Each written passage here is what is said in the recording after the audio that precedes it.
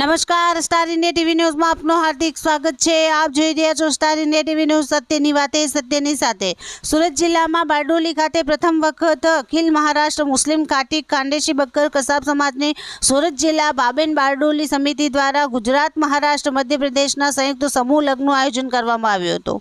આ સમૂહ લગ્ન પ્રસંગે ગુજરાત પ્રદેશ કોંગ્રેસ સમિતિના મહામંત્રી દર્શનભાઈ નાયક હાજર રહ્યા હતા અને તેમના દ્વારા સમૂહ લગ્નમાં ભાગ લેનાર 23 જેટલા વરવધુઓને શુભકામનાઓ આપવામાં આવી હતી અને આવા સામાજિક કાર્યના સુંદર આયોજન બદલ આયોજકોનો આભાર વ્યક્ત કર્યો હતો। આ જ રીતે સમાજમાં એકતા અને બંધુત્વની ભાવના જળવાઈ રહે એવા પ્રયત્નો થતા રહેવા જોઈએ એમ જણાવ્યું હતું।